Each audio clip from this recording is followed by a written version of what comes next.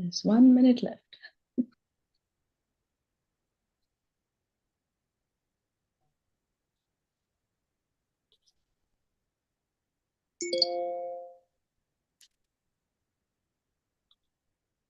Hello and welcome everyone to Ask My Doctor, an exclusive Q&A sponsored by My American Doctor, and we're honored to have with us Dr. Lalitha. Dr. Lalitha, how are you doing this evening? Oh, it's morning I'm for very you. I'm well. sorry, this morning.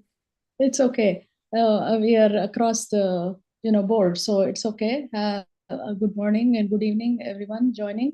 Thank you, Ruhi, and thank you for having me. Thank you so much for taking the time to be with us. Like, we value your insights so much. Thank you so much for taking the time. Sure. So, before we get into the questions, do you want to tell us a little about yourself? Sure. My name is Lalitha Gundamraj. I'm a neonatologist. I have been practicing neonatology for about 23 years, but I've been trained in pediatrics, and then neonatology is a subspecialty of pediatrics. Um, Oh, doctor, can you tell us more about what exactly is it that a neonatal doctor does? Sure, yeah. So it is a subspecialty of pediatrics, like I said. So it is a 3 years of training, and it is truly called neonatal perinatal medicine. So as you know, babies are born without much of past medical history, like you hear about in medicine and adult or pediatric specialties. But in neonatology, we have to be trained to recognize maternal conditions or mother's conditions because that impacts baby's health. And we take care of, so that is one portion of our training and what I do. But also primarily the main chunk of my practice is primarily intensive care for newborn babies. So we take care of babies that are born as early as mid 22 weeks to almost 40 42 weeks of pregnancy and birth.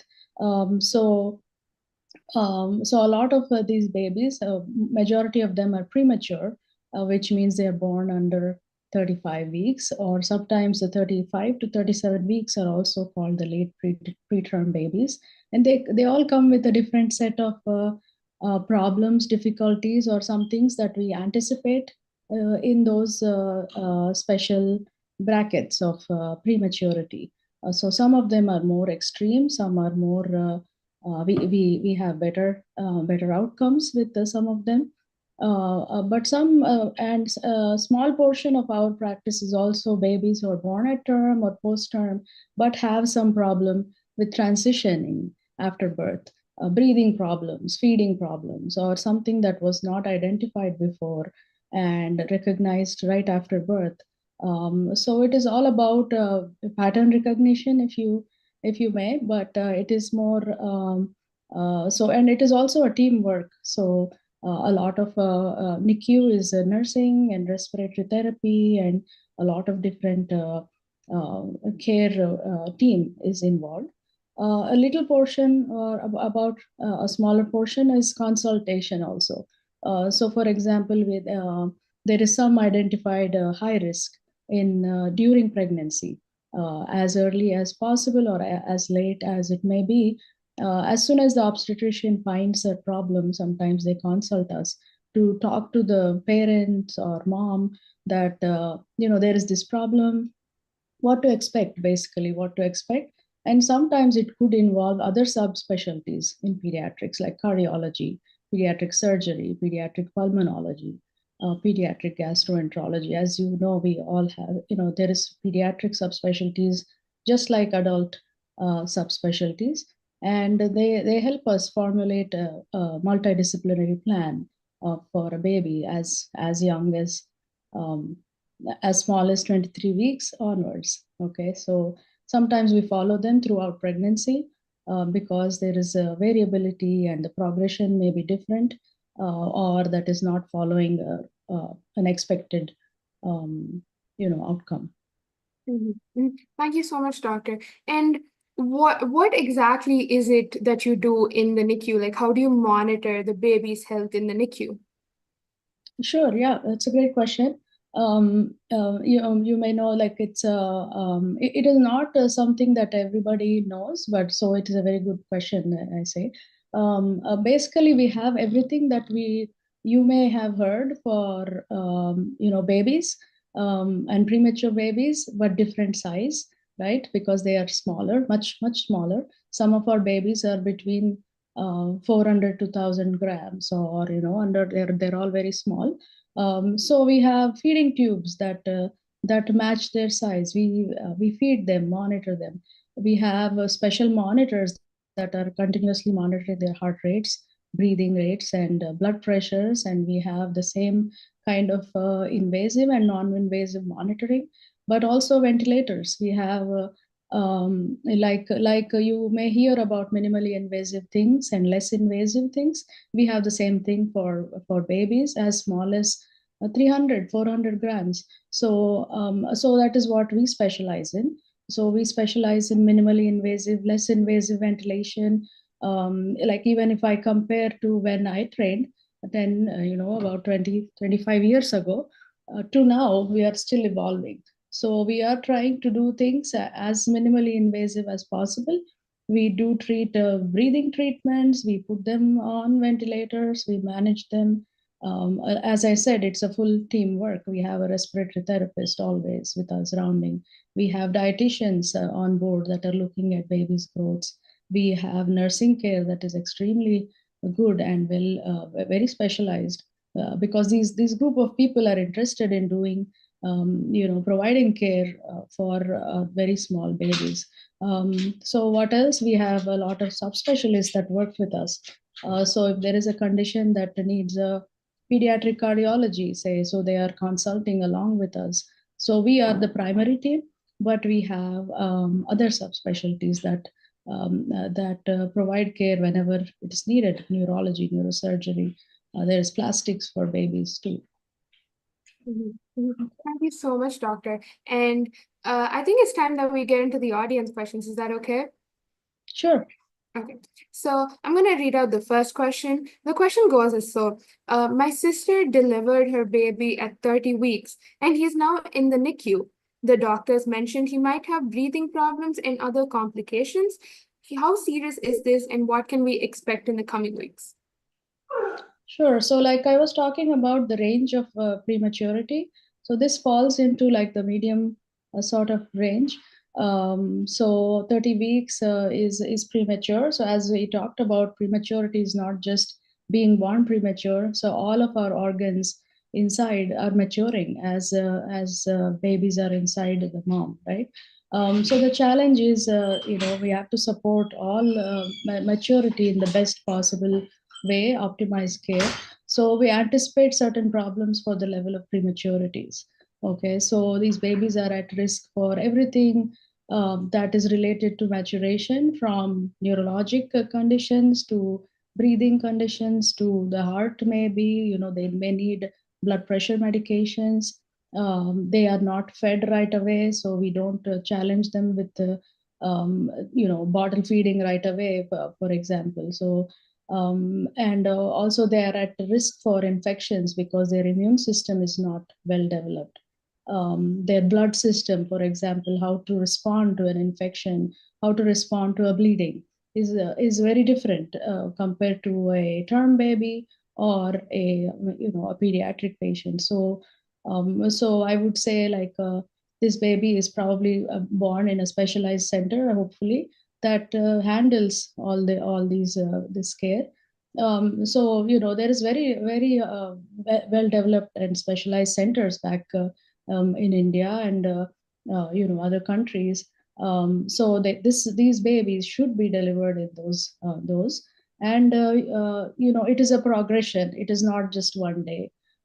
So all these problems, I tell my the moms that we consult on, that all the problems that we listed may not be present in all the babies. So we are watching constantly for, is there a brain bleed, is there maturity in the heart that needs to be supported. Some babies are born with more immaturity in the lungs, so sometimes they may receive something called surfactant. And the brand names may be completely different, but what it does is try to keep the lungs open. So premature babies' lungs are at they are very vulnerable, and they are at risk for collapsing upon themselves, like shutting down upon themselves. So the oxygenation and the ventilation is a problem. So we are constantly looking at blood tests that will indicate the acid base balance in the body, and also in the x-rays that show us how expanded the lung is. It is over expanded or under expanded. And I bet the client also knows that these things are happening. And it is a scary situation and can be anxiety provoking for the parents. So a lot of the centers will have support through like either nursing. They have special nursing staff that will talk to them, or also like we typically have like care conferences on a frequent basis, so that these parents are supported. Mhm. Thank you so much, doctor. And how long is it that you usually hold premature babies in the NICU? Again, it depends on the level of the prematurity. We have had babies who are born at 22, 23 weeks and in the hospital for more than 120 days. Mhm. But if somebody is a 35 or a 34 weeker, as you expect it, they're requiring less support, and maybe maturing a little bit more. So we always talk to families about, I remind them, when were you due? Like, what was your due date, right? And then we say it could be plus or minus 2 weeks based on how the baby is doing. So I always tell them the baby is running the show. It's not us. We are just there to recognize what the baby is trying to tell us. We are there to support the baby with their maturity. So we tell them what the goals are. So, for example, they should be breathing like you and me. They should not require any additional support. If they do, there is a lot of training that parents will need, like oxygen can be arranged for home. But there is an anticipation, as as I told you, the length of stay is variable. So during that time, we also prepare the parents for what is coming. So it's not Mhm. like, we always don't predict something right away. So we go by what milestones they reach. They should be feeding at mom's, they should be nursing at mom, or taking a bottle by themselves without any problems. Okay, so there is also sometimes the more extreme premature babies will require other support, like developmental pediatricians are following them. Sometimes they have complex conditions that they need to follow with different specialties, so that the length of stay may be vary. I hope that answers your question. It does. Thank you so much, doctor. And uh, do you find that these babies usually go on to have like long-term health problems because of being born preterm or prematurely? Yeah, not all of them, but again, it depends on the extremes of what we're dealing with and what conditions they come with. Sometimes they may be term completely term babies, but something were to happen right before baby is born, like or they have some sort of cardiac or a surgical problem. So it all depends on what condition they come from, as you may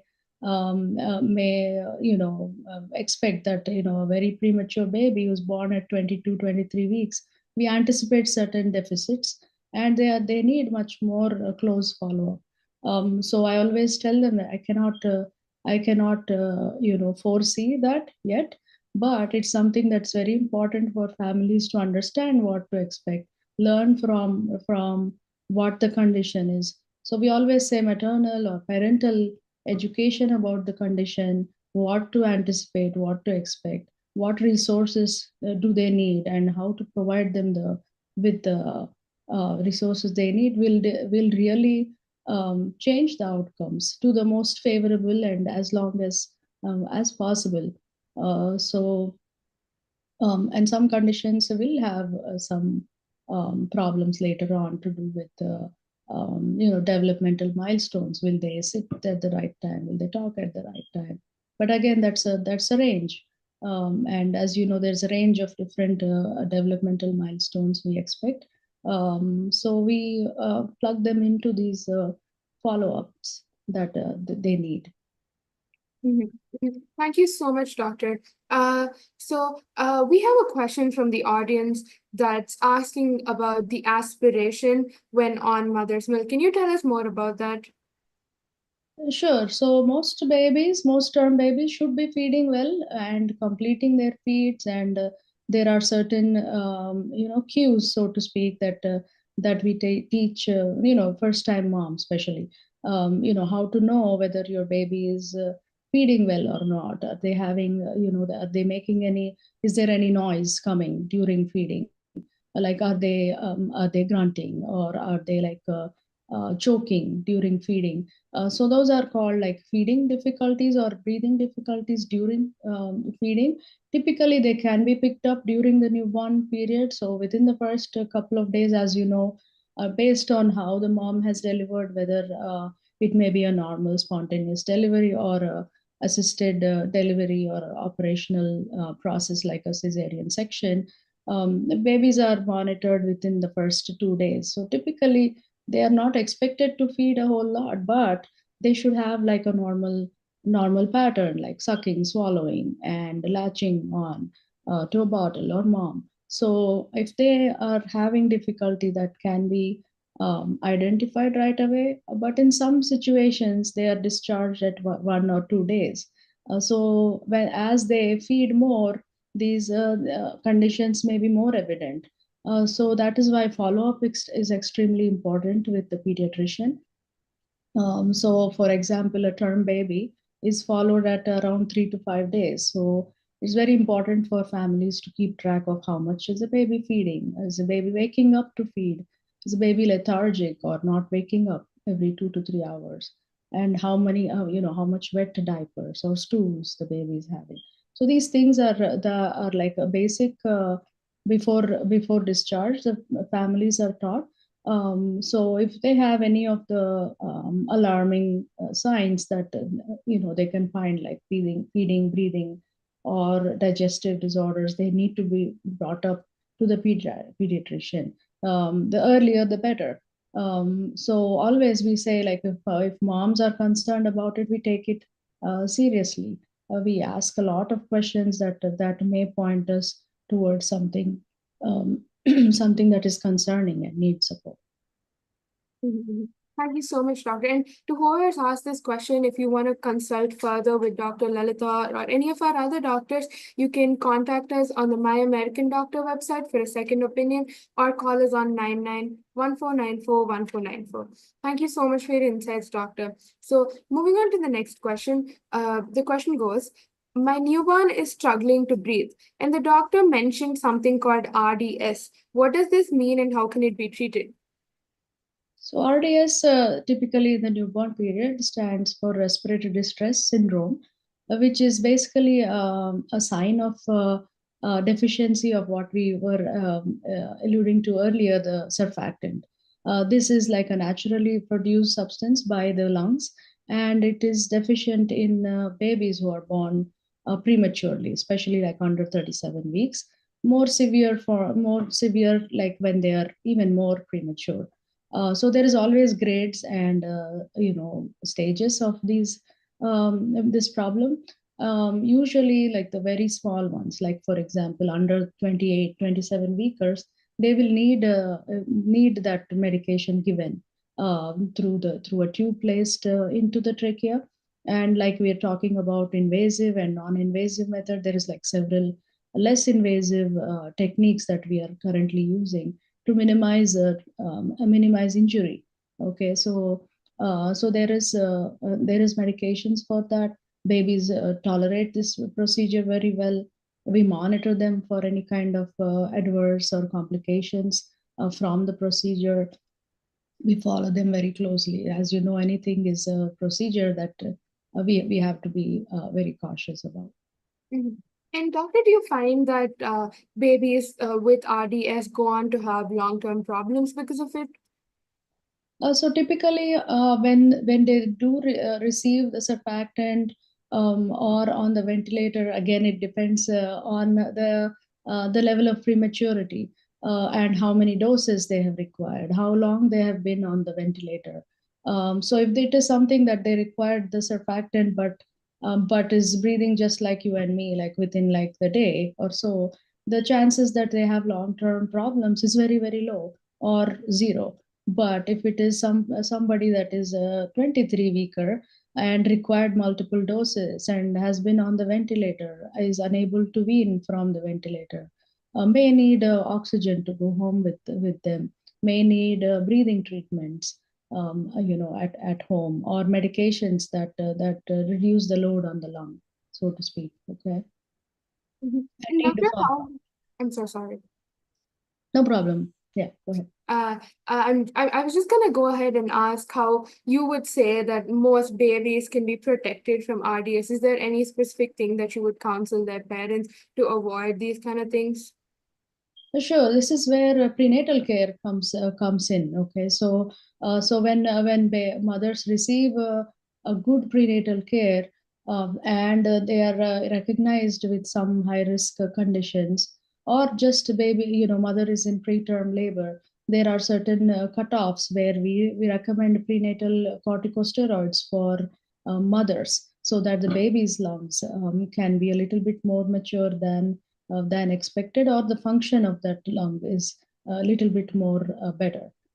So there is several, a lot of data that shows that prenatal corticosteroids, when mothers are in preterm labor, it has helped babies. So if you compare a mother that did not receive prenatal, if you compare a newborn whose mother did not receive that versus who has, there is a lot of difference there, and we anticipate problems when they don't, when they haven't. Mhm, mhm. Thank you so much, Doctor. So going on to the next question. My baby's skin and eyes look yellow. The nurse said it could be jaundice. Is this dangerous and what should we do about it? Sure. It depends also. Jaundice, as you know, is a sign of, of a little bit overload of a substance called bilirubin. It comes from breakdown of blood cells, and or like an overload of blood cells, because naturally blood cells are broken down, and there is a normal pattern to that.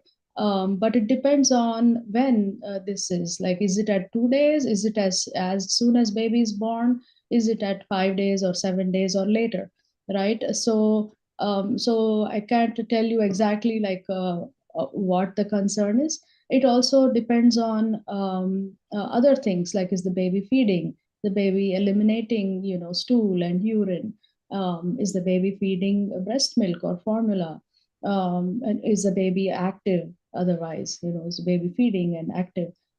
So it depends also, like I said, the timing of when that jaundice appeared, and what is the level of the bilirubin in the blood. So that is really the gold standard, and there is different. The different levels are the total bilirubin, and there's different fractions of that bilirubin we look at.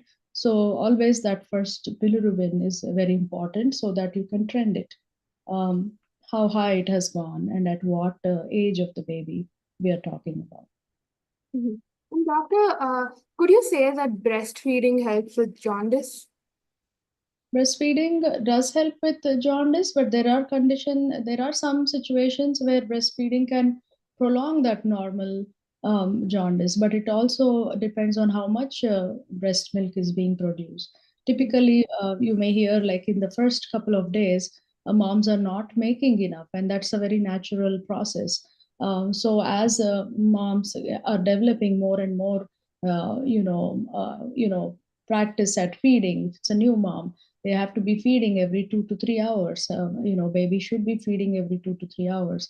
But if they're not getting enough milk, then they are so called, like what we call is like a decreased intake of breast milk, and that can cause jaundice. But there is some situations where breast milk in itself, due to like a unknown factor in the breast milk, it's well known that sometimes we may have to pause breast milk, use formula, but breast milk is the standard of care. So we tell them, do not waste it. Save it, freeze it. You can use it later. But during that first couple of days, it may happen that breast milk can induce a little bit, exaggeration in bilirubin levels, and that needs to be followed closely. And doctor, do you find that babies with jaundice go on to have long-term problems? So again, it depends on the timing and what the level of jaundice is. Yes, so we are all very scared of the term kernicterus, where the bilirubin can stain the nuclei, the deeper nuclei in the brain. So in those situations, we worry about long-term consequences. So that is why it is very important to know how much is the baby feeding, how high is the bilirubin before discharge. Does it need close follow-up? If so, when? Like within 1 day, within 2 days? So there is just like American Academy of Pediatrics, Indian Academy of Pediatrics has recommendations for these things, and it is very clearly stated at what stage it needs to be followed and what is a concerning level. So your pediatrician should be able to guide you, but if there is any need for escalation of care, like IV fluids are needed sometimes, or there is a phototherapy is needed sometimes. There is something called a billy blanket that we send babies home on. So if they're feeding and they're doing well sometimes, and if there's a level that we anticipate it is going up, we send babies home on what is called a billy blanket. But these babies may need what is called intensive phototherapy, which means that it just the billy blanket will not cut it. Will need phototherapy, triple phototherapy, and IV hydration. And sometimes in the extreme situations where we are talking about, we are very worried about kernicterus or this bilirubin staining the nuclei in the brain that can lead to irreversible damage. We do something called exchange transfusion, and it should be done in the ICU setting. Definitely. And if any concern for the jaundice levels going up closer to that number, even pediatricians refer to them right away. They send them away to the intensive care unit. So it takes preparation. It takes at least 2 hours of preparation, because what we are doing is exchanging that blood out. Take the blood out, give baby new blood, so that high bilirubin levels, the circulating levels of bilirubin are taken down by an exponential amount, and it does not affect the brain. Mhm, mhm. Thank you so much, doctor. I personally feel like I'm learning so much. Thank you. So we have the next question here. The question goes, my baby didn't cry right after birth and needed oxygen. The doctor mentioned HIE. What does this mean? And will my baby fully recover? Okay. So HIE stands for hypoxic ischemic encephalopathy, which means the baby has not, there was some problem that caused decreased oxygen supply, decreased blood supply, and obviously whatever we do in the NICU is we are concerned about neurodevelopmental outcomes. So something that is recognized right away, something like that, then we worry about long-term outcomes. So if they didn't cry right away, if they did not have good circulation, or their oxygen levels are low, this is a very time sensitive, medications or therapeutic interventions are going to be like effective only if things are recognized early. So this condition could have started right before birth. Like for example, baby's head is the cord, how the placenta and the baby are connected through what is called an umbilical cord. And if that is wrapped around the neck, or that cord is ruptured for whatever reason, or there is a placental abruption right before baby is born, or there is severe sepsis, like an infection. So baby shows signs of those, and that is why this prenatal monitoring right around delivery is extremely important. And there are something called fetal tracing that obstetricians are following, and they take their interventions like an emergency section or an emergent delivery, because this baby needs support right away. And in these scenarios, like if this is a concern for HIE, again there is levels of it. There is a mild, moderate, severe kinds, which we really worry about. But there is something called therapeutic hypothermia that can be provided to the babies if there is any suspicion for the second or third stage of it. But that's why it is very, so these are all like clinically identified, recognized, so to speak. There is a very clear criteria that we follow. And again, this is done in specialized centers that can provide what is called therapeutic hypothermia, or it is also referred to as whole body cooling. And we usually talk to families about what the expectation is, what the prognosis will be, what kind of support this baby may need. And it is not just that. Sometimes they may require ventilator management and infection management. They have obviously any therapy has its own side effects or complications, and we are monitoring them very closely to it. That consistent maintaining of the temperature is extremely important. So I'm hoping that they are in a center that they can be supported, or be moved to some place that can provide that support. Thank you so much, Doctor. And as a follow-up to what you just said, could you tell us a little bit more about therapeutic hypothermia? Like, what exactly is it? So it is basically trying to stop the body into going into what is called like a destructive process. So whenever there is like a decreased oxygen, decreased blood flow, the body it's in danger, right? So then it goes into something like called like sort of like every all blood cells are being consumed, all blood all the RBCs and the platelets, or so baby can go into like a severe shutdown. Okay, so what we're trying to do with this therapeutic hypothermia is pause that and support to the system take over for a good 3 days. Okay, so it's typically done for 72 hours, and then we rewarm baby within the following 6 hours. So it is basically maintaining them at a low temperature, so cooling, so their temperature is lower than the normal expected temperature. Thank you so much, Doctor. Moving on to the next question. Our baby was diagnosed with a hole in his heart before birth. Will he need surgery right away? And what are his chances of living a normal life? Sure. So this is somebody who had prenatal care and has had ultrasounds and recognized there is a hole in the heart. So just to simply say a hole in the heart, there is several areas in the heart that that can have that what we call as septal defects. They may be picked up in preterm ultrasound or prenatal ultrasound or not, but sometimes babies can have this right after birth as well. So they will require monitoring. Not all holes in the heart need the surgery. Most of them, in fact, do not need surgeries right away. Okay, so there's something that so the babies go through changes in pressures within the lungs and the heart, sort of, so transition. So how their transition is important, how they're doing after that transition is important to follow. So follow up is important, but I would say like more than 90% of the hole in the heart, just if it is just that hole in the heart, it does not need support or surgery right away, but definitely needs follow up.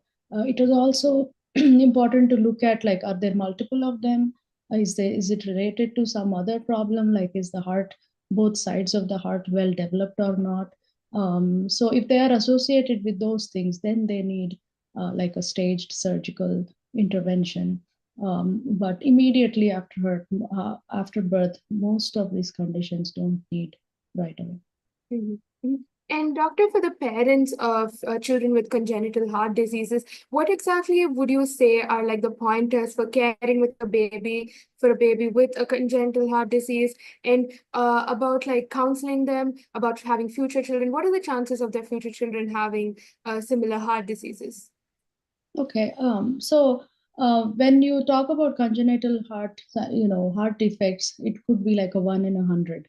Okay. So it is screened very well. So, for example, here in the US, there is something called congenital heart defect screen. So there is something that we do like at 24 hours of life, we screen them for like basically we're looking for oxygen saturations and ruling out congenital heart defect. So obviously, most of them are not picked up if they did not have, prenatal care. This has to be recognized after birth. Okay, so the ones that are recognized before birth are the ones that had good prenatal care, had the prenatal ultrasound that is flagging them that something is wrong and is followed. So in terms of the recurrence rate, it really depends on what kind of congenital heart defect we're talking about. So there is different kinds. There is like the cyanotic kind, the acyanotic kind, but I think it really depends on what we are talking about. There are several different ones. Mhm, mhm. Thank you so much, doctor. And moving on to the next question, I think this is going to be our last question for this evening. Thank you so much. That went by really quickly. Thank you. Um, so the question goes as so: my baby's blood sugar was low after birth, and the doctor said he needed monitoring. Is this dangerous, and what causes low blood sugar in newborns? Sure. So this is one of a very common condition that we see in the newborn period. But there are certain risk factors within maternal history that we anticipate that these babies can have hypoglycemia or low blood pressure, blood glucose levels. So in these scenarios, so typically, like if mom is, we call it gestational diabetes. So if mother has diabetes during pregnancy, whether it be like diet controlled or medication controlled, or sometimes insulin dependent diabetic mothers. So the babies that are born to these moms can have low blood glucose. And within the first 2 days, it is okay to have like a borderline blood pressure, but blood glucose. But after that, it needs very close monitoring. Sometimes it needs supplementing the breast milk with additional calories. Using sometimes we use starch to add more calories, or babies may need IV supplementation of dextrose or glucose that will help keep them within a normal range. The concern is that whenever there is like very low blood glucose levels, we worry about neurodevelopmental outcome because low sugar is a good fuel of energy for the brain, right? So if you have very low blood glucose in the newborn period, there may be problems with neurodevelopmental outcomes. That is why we worry about it. If it is persistent, it needs an endocrinology consult because, as you know, it is controlled by the hormones, by the pancreas, by all the stress hormones in the body. So that means those things are not triggered well, or the pancreas is not functioning well. So we do get like the endocrine consult after doing what is called critical labs. So the critical labs are like how to recognize hormonal problems in the baby. As you know, the birth is a stressful condition, and the hormone should be responding in a certain manner. If they're not, then you come across problems like temperature, glucose, and these things. So we do sometimes need the endocrinologist to help us with managing these babies. So it is important to be in a scenario where the glucose is supported or labs are done when the glucose is low enough that it needs more investigation. Mhm. And how do you counsel mothers before birth to avoid these kind of problems? Sure. So again, this is having that early prenatal care as soon as you find out is a very important step in recognizing and getting the right kind of support. So, for example, In the case of diabetes, like the preconceptional, glucose control is extremely important, and so is during pregnancy. Monitoring that the same like you would for a diabetic patient, like what are their glucoses, what is their diet, what is their hemoglobin A1C is very important, and controlling it with the right kind of medications that won't affect the fetus or baby in a detrimental manner is important, and obstetricians can follow that. So that is just an example of glucose, but there are other conditions that we were talking about throughout this session, how recognition for the various situations that can happen after birth can be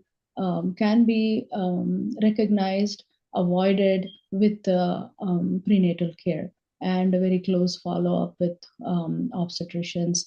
And there is also a specialist like maternal fetal medicine doctors, where in high risk conditions, they are also following and they have expertise in picking up these conditions.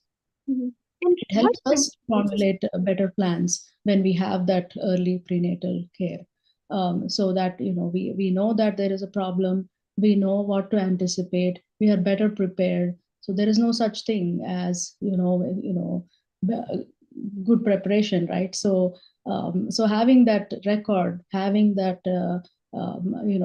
proper history is very important for us. Maternal history is key. Mhm. Thank you so much, doctor.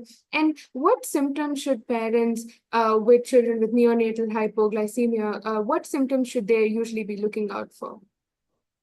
So sometimes poor feeding. Okay, so poor feeding, they're lethargic, they're not waking up for feedings. Typically, babies in the first couple of days should be feeding every 2 to 3 hours, sometimes every hour, right? So if they're not, but they should be waking up. So it's not like you need to wake the baby up. They're just sleeping all the time. So baby should have that rhythm of waking up, feeding, peeing, pooping, right? So that's the basic function. So whenever that is not happening, usually you will see that there is grandmothers or aunts that are helping the mom tell, hey, why is the baby not waking up? Did you feed the baby? So when mothers are not supported, or first time parents, they don't know this. So we actually teach them. So what to expect, what is the right thing, what is the right activity level for a baby, what in what conditions should you get further support, or go to a doctor or call the doctor's office. So not waking up for feeding, not feeding well, sometimes, or they've fed better but then their feeding volumes are decreasing, the amount of urine output is decreasing, they're not stooling like before. So those are conditions that are red flags. Mhm, mhm. Thank you so much, doctor. And I think that brings us to the end of our session. Thank you so much for your time. I think your insights have been invaluable. Thank you so much. We appreciate it so much. Thank you for having me. Okay, and to everybody hearing this right now, if you want to take a consultation with Dr. Lalitha or any of our other doctors, please go onto our website, My American Doctor, or you can call us at 9914941494. Again, thank you so much for your time, doctor. Thank you. Bye bye.